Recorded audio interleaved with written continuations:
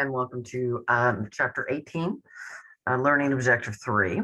In Learning Objective 3, we're going to take a look at the equilibrium in the labor market between the demand and supply. So let's go ahead and just jump right into it if you don't mind. Let me share my screen with you and then do my little find the other screen, which I'm about to do right now. Here we are.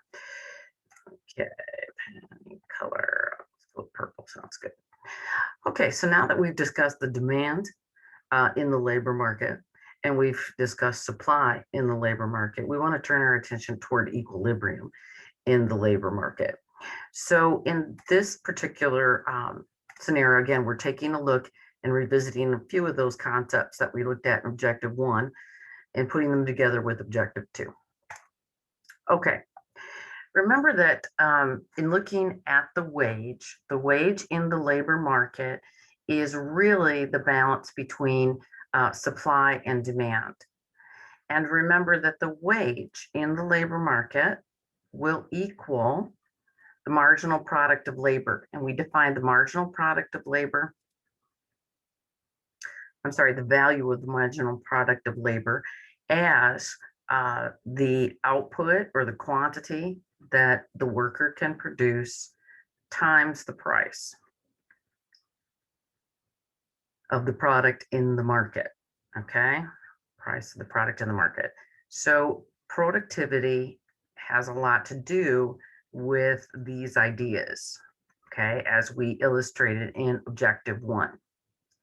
Some of the changes that occur in the supply or demand for labor could be from a change in the equilibrium wage. We're seeing right now that employers, because there is a labor shortage, so to speak, that they are increasing some of those things, the perks, the training, the benefits that go along with it, maybe sign-on bonuses. That's not equilibrium wage. In equilibrium wage, what we're talking about perhaps is a raise in the minimum wage or efficiency wages in a particular market. And again, what we see is when the wages increase, it's going to change the value of the marginal product by the same amount in the longer term. So let's go ahead and take a look at how this graph would look. Again, here's the equilibrium in the wage, the equilibrium in the labor market. So again, along the y-axis, we have the wage and we have the quantity of labor along the x-axis. Remember, the demand is coming from businesses wanting to hire individuals to work in the business. The supply is coming from households, okay? Where these two are equal, where the quantity demanded of labor equals the quantity supplied, that becomes our equilibrium wage rate and our equilibrium employment level. There is a thing called the natural rate of unemployment.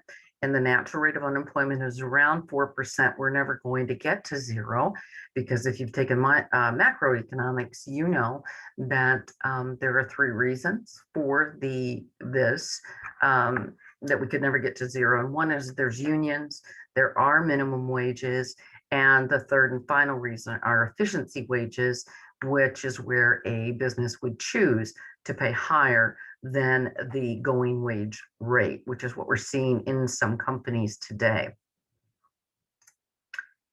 So let's talk about an increase in the supply of labor. So basically, what if we have a bunch of people that decided now to enter into the labor market? And again, the supply comes from households. So here we have wages. Again, we have the demand for labor. And I'm going to change up my colors here. We have our supply of labor. Okay. Now, basically, what happens when there's an increase of supply? So what kinds of things could cause an increase of supply? It could be a number of people that are just now entering into the workforce, perhaps a generational thing, although that's not the case presently. It's actually the opposite of that. So let's go ahead and put supply too. And again, these were parallel. I'm still trying to work with my new pen. But basically what this is going to do is you can see if we had our wage equilibrium here to begin with, that our wages would go down in that industry. So basically, we would have a decrease in the wage because of the increase in the supply of labor. Now, the other point to this is we would have a lower marginal product of labor. And when we think about the reason for the lower marginal product of labor, we're going to talk about that a little bit more in the next slide.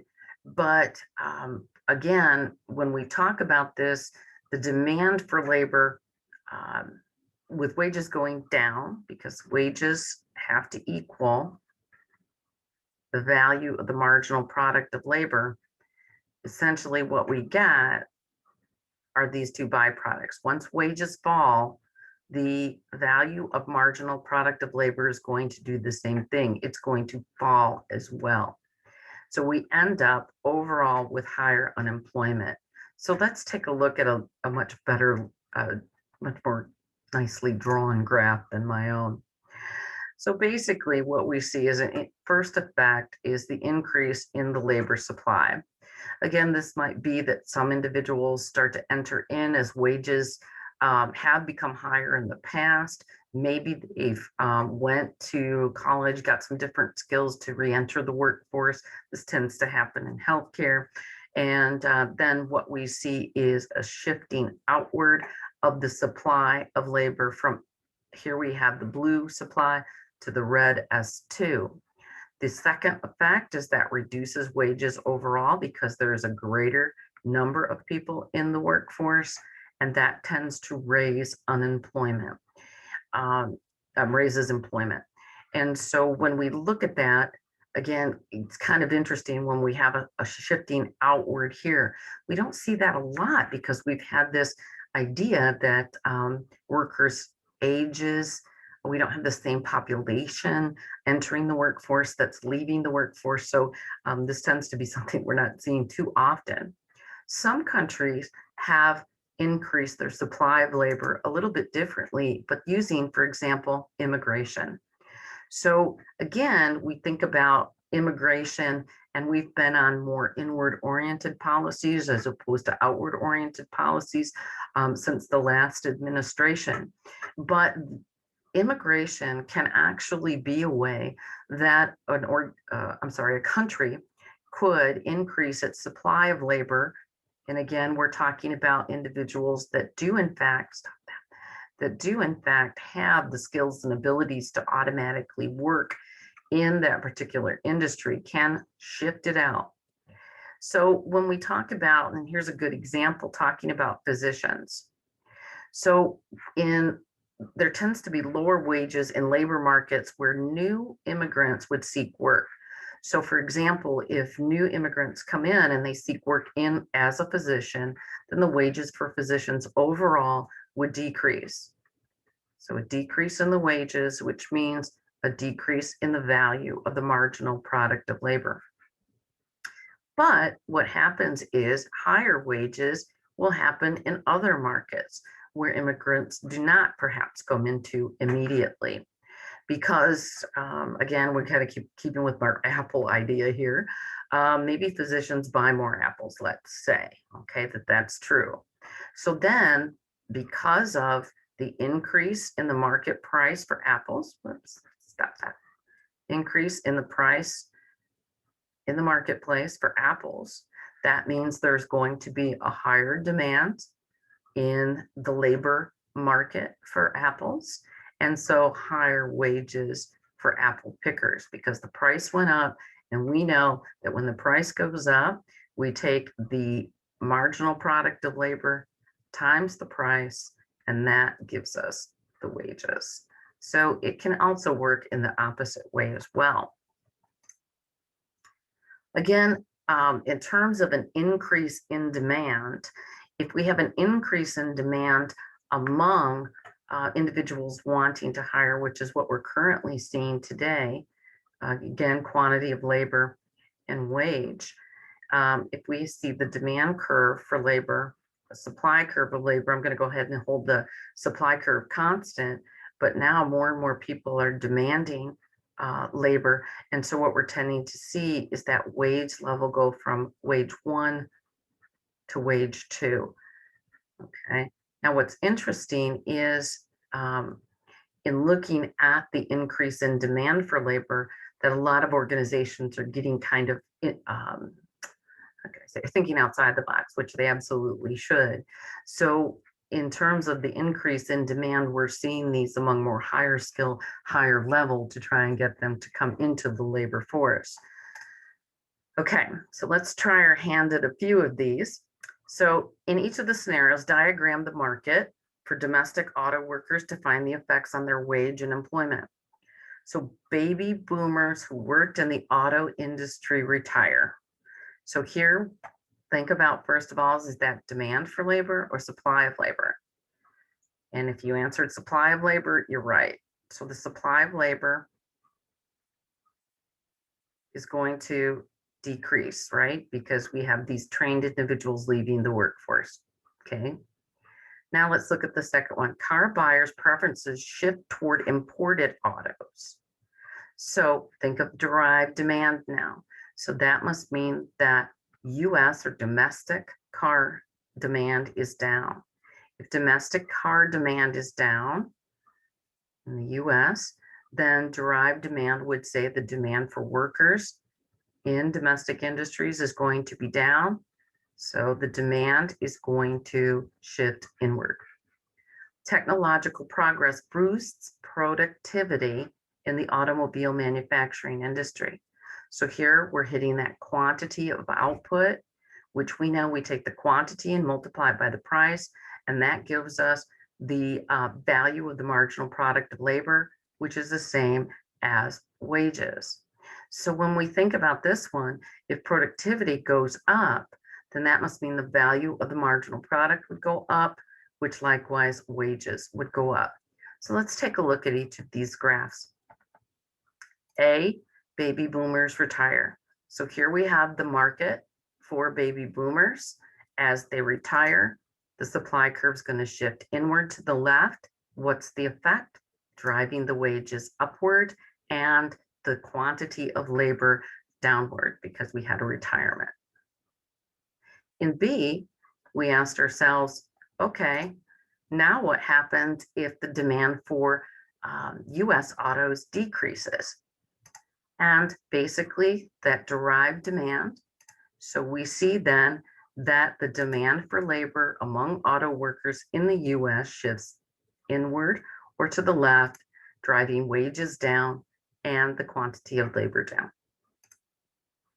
The last one that we looked at had to do with quantity and productivity. So if productivity is higher, we know then that that will affect the marginal product of labor. And so the marginal product of labor would increase, driving the derived demand for labor upward, showing that productivity increase. Because remember, the demand here is the value of the marginal product of labor, which is an effect of the marginal product of labor times the price. And the marginal product of labor went up. So our demand curve would shift upward and to the right. The effect would be that wages subsequently increase, labor increases. So all of this derived demand of labor and supply translates into a couple of things. One is in taking a deeper look at this value of the marginal product of labor, we're interested in two things specifically. One is productivity, the second is wages. And so remember that our standard of living depends on our ability to produce both goods and services.